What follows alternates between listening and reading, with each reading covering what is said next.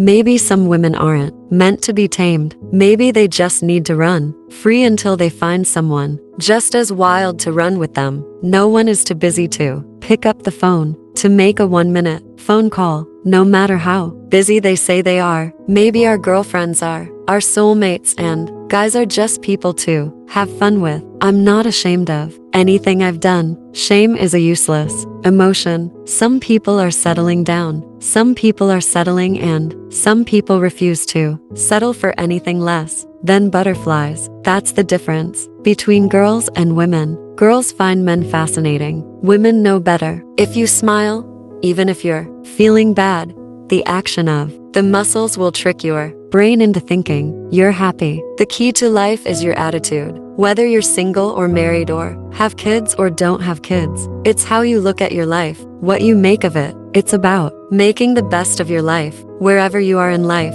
there's a brief moment when you first wake up, where you have no memories, a blissful blank slate, a happy emptiness. Just because something doesn't last forever, it doesn't mean it wasn't meaningful. While it did last, it doesn't mean it wasn't important. Thank goodness for the first snow. It was a reminder no matter how old you became and how much you'd seen, things could still be new if you were willing to believe they still mattered. And the sooner you do the right thing, the better. You get it over with, and you don't have to worry about it anymore. But who does that in real life? She didn't want to have anything to do with the party. She was tired of feeling like she didn't fit in, but she didn't want to go home either, because she was tired of being lonely, and she was a little drunk. A guy who is crazily, madly in love with you. A guy who sees how incredible and amazing you are, even though you're not the cheerleader or even close to the prettiest girl in the school. A guy who thinks you're beautiful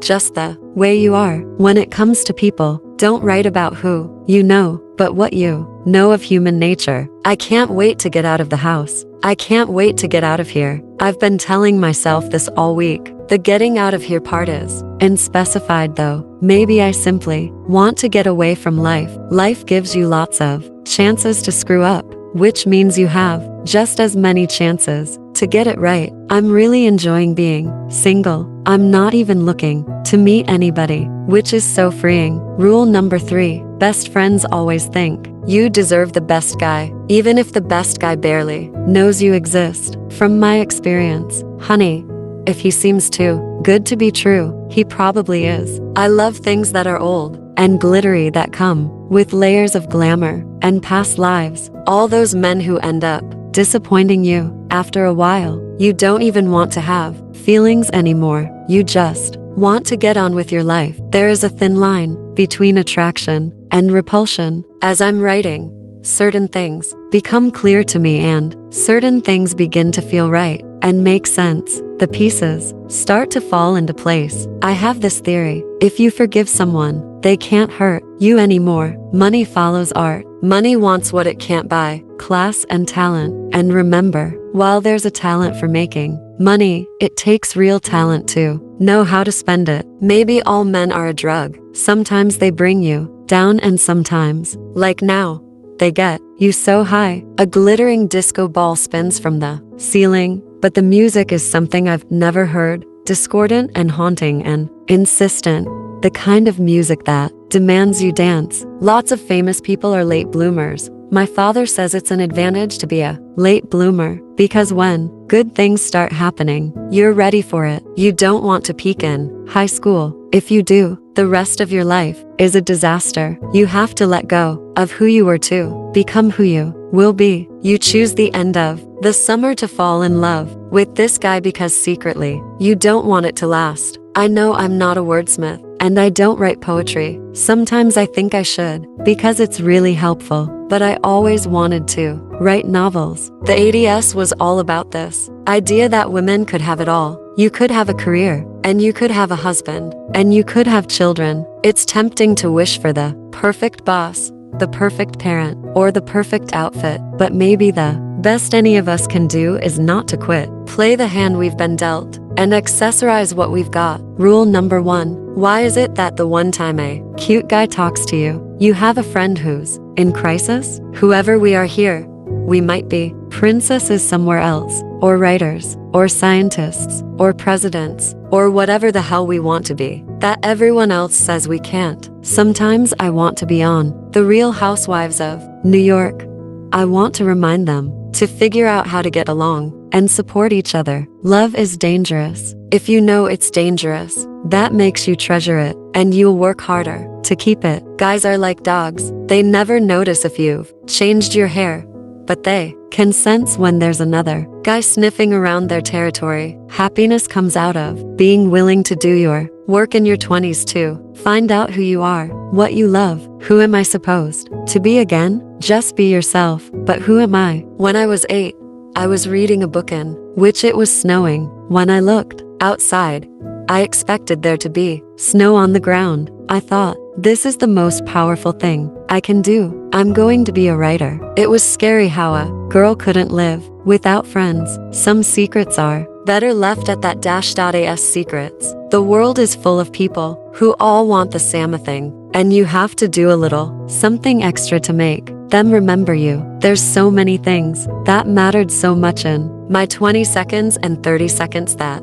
don't matter now. Always look like you know where you're going, even when you don't. You can get used to anything, I guess, if you've been there enough. If you believe in love, you're setting yourself up to be disappointed. Funny always makes the bad things go away. We're comfortable with movie stars having money. We're comfortable with a woman marrying a rich guy and having money. We're not so comfortable with a woman independently working in business and making a lot of money. After all, it's women who decide if a man is desirable or undesirable. It's always the people who don't want things who get them. Love is spiritual. It's about self-sacrifice and commitment and discipline. You cannot have true love without discipline and respect. When you lose the respect of your spouse, you've lost everything.